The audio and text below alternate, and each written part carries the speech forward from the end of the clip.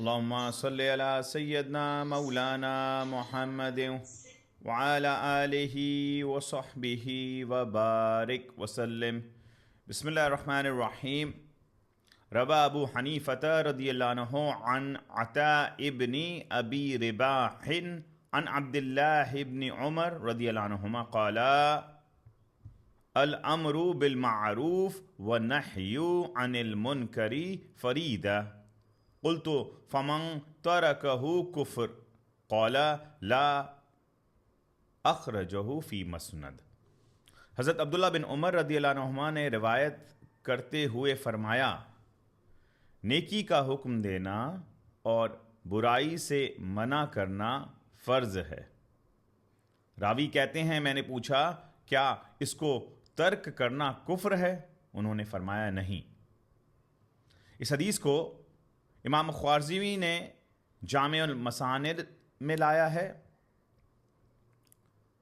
اور اسے مزید ابو داؤد نے اپنی سنن میں لایا ہے، ترمذی نے اپنی سنن میں لایا ہے، اور انہوں نے مزید باب قائم کیا. حضور سیدی شیخ الاسلام الدکتور پروفیسر ڈاکٹر محمد طاہر القادری مدظ اللہ علیہ نے اسے المنہاج السوی من الحدیث النبوی میں لایا ہے.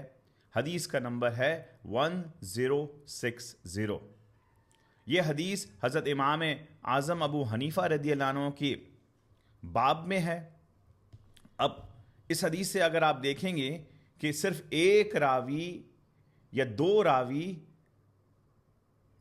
حضرت امام اعظم اور آقا علیہ السلام کے بیچ ہیں. یہ حدیث جو ہے اس میں حضرت عبداللہ بن عمر رضی اللہ عنہما ہی بیان کر رہے ہیں. تو صحابی کا بیان کرنا آثار میں آتا ہے، وہ بھی حدیث کی ایک کیٹیگری ہوتی ہے. اب یاد رکھیں کہ صحابی جو بھی بیان کرتے وہ کانسیپٹ اور وہ جو ان کی سوچ و فکر تھی وہ خود کی نہیں تھی. کبھی وہ صحابی بنے ہی اس لیے کہ ایمان کی حالت میں تاجدار کائنات صلی اللہ علیہ وآلہ وسلم کے میسج پہ سر تسلیم خم کر لیا. یہ حدیث کی ایک کیٹیگری ہو گئی. صحابی کوئی چیز اپنے اوپر منسوب نہیں کرتے، انہوں نے یہ بھی تعلیم دی تو وہ بھی تاجدار کائنات صلی اللہ علیہ وآلہ وسلم کی ٹریننگ پر مبنی تھی. اب اس حدیث میں بڑی اہم چیز بیان کی گئی ہے. دین کا سارا دار و مدار اور سٹرگل اس میں مضمر ہے. فرمایا امر بالمعروف اور نہی عن المنکر. سورہ آل عمران آیت نمبر 110 میں فرمایا اعوذ باللہ من الشیطان الرجیم بسم اللہ الرحمن الرحیم کنتم خیر امت اخرجت للناس تأمرون بالمعروف وتنہون عن المنکر. تم بہترین امت ہو جو سب لوگوں کی رہنمائی کے لیے ظاہر کی گئی ہے. تم بھلائی کا حکم دیتے ہو اور برائی سے منع کرتے ہو اور اللہ پر ایمان رکھتے ہو. صدق اللہ المولانا العظیم. امر بالمعروف اور نہی عن المنکر کے لیے قرآن مجید نے کئی درجات بھی بیان کیے ہیں. سورہ نحل آیت نمبر 125 میں فرمایا ادعو الی سبیل ربک بالحکمہ.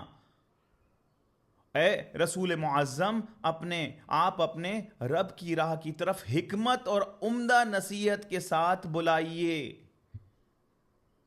تو آج جو ہم ٹیکنالوجی یوز کرتے ہیں، آج جو ہم ویڈیوز بنا رہے ہیں دین کی دعوت کے لیے، یہ عمدہ حکمت نصیحت پر مبنی ہے. یہ اسی کیٹیگری میں آئے گا کیونکہ لوگ جو ہیں اسی سوشل میڈیا اور ٹیکنالوجی میں ہیں، تو دعوت دینے والا بھی اسی میدان میں کھیلے گا. ہاں پھر نیت بھی دیکھی جائے گی کہ وہ اس کے لیے پیسہ کمانے کا تو ذریعہ نہیں بنا رہا ہے. اگر اس نے وہ نیت کر لی تو پھر اسے مرنے کے بعد کچھ نہیں ملے گا. فرمایا تم میں سے اگر کوئی برائی کو دیکھ لے تو طاقت سے اسے روکے. ورڈ جو آیا ہے وہ یہ ہے کہ پہلے تو اچھائی کی دعوت دے، برائی کو جو دیکھے تو طاقت سے روکے. عن المنکر فریدا. فمن ترک، فرمایا کہ حکم دینا اور برائی سے منع کرنا فرض ہے. اب 3 کیٹیگری آگے. جب آپ برائی دیکھیں، ہم جب سوسائٹی میں برائی دیکھتے ہیں یا فیملیز میں دیکھتے ہیں تو 3 کیٹیگری درجات آگے حدیث پاک میں ہیں. نمبر 1، سب سے اعلیٰ درجہ، ہاتھ سے اسے روکے، شدت کے ساتھ اسے روکے. سورہ بقرہ میں فرمایا فتنہ قتل سے بھی بدتر ہے. اللہ فتنہ کو قتل سے بدتر کیوں فرما رہے ہیں؟ وہ اس لیے کہ قتل ہوا وہ تو وہی معاملہ ہو گیا، ختم ہو گیا. مگر فتنہ جو ہے، وہ فتنہ سٹارٹ کرنے والا وہ خود بھی رک جائے، کیونکہ فتنہ سٹارٹ ہو گیا، وہ وائرل ہو گیا، وہ پھیلتا جا رہا ہے، پھیلتا جا رہا ہے، پھیلتا جا رہا ہے. کسی نے ویڈیو بنا دیا، وہ وائرل ہو رہا ہے، وائرل ہو رہا ہے، وائرل ہو رہا ہے. تو گناہ جو ایک پہ مبنی تھی اب وہ عوام میں ہے، اور جتنا زیادہ گناہ کا امپیکٹ ہوگا اتنا زیادہ اس کی پکڑ اور گرفت ہوگی. تو اس سے یہ ثابت ہوا کہ شدت کے ساتھ فتنے کو روکے، یہ اعلیٰ درجہ ایمان کا. اپنی پوری طاقت لگا دے، قوت لگا دے، اس کو جتنا یہ کرنا ہے اس کو روکے. اس سے اگلا نچلا درجہ، اسے زبان سے روکے، زبان سے سمجھائے، روکے. اور سب سے کمزور درجہ ایمان کا یہ کہ اس برائی کو دل میں برا جانے. اب ہم نے یہ تعین کرنا ہے حاضرین، ناظرین، کہ سامعین، کہ ہم کون سے درجہ 3 میں سے سلیکٹ کرتے ہیں. کیونکہ نہیں انل منکر جس سوسائٹی میں نہیں ہوگی، اس سوسائٹی میں بڑی بدی جو ہے، برائی جو ہے، وہ بڑی اعلانیہ طریقے سے فروغ ملے گا. اسے عریانی کو فروغ ملے گا، نافرمانی کو فروغ ملے گا.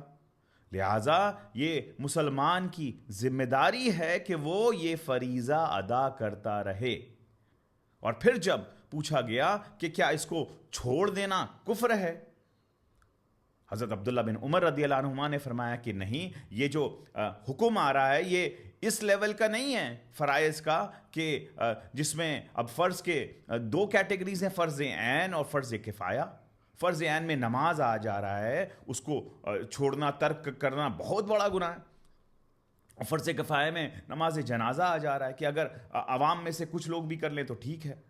اعتکاف میں بیٹھنا یہ بھی ایسا ہے. تو اس میں یہی ہے کہ عوام میں، مسلمانوں میں لوگ ہوں، جماعتیں ہوں جو اللہ کی راہ میں بلائیں، برائی سے روکیں. فرض کفایہ میں آئے گا. تو لہٰذا امت مسلمہ کی، حکمرانوں کی اور بعد ازاں کمیونٹی کے لوگوں کی، لیڈرز کی یہ ذمہ داری ہے کہ خیر کو فروغ دیا جائے، اور جو منکرات ہیں، جو سوسائٹی کے ایمان کو ڈسٹرب کر رہے ہیں، امن کو ڈسٹرب کر رہے ہیں، پیس کو ڈسٹرب کر رہے ہیں سوسائٹی میں، ان کو جو ہے روکنے کا اہتمام کرنا چاہیے.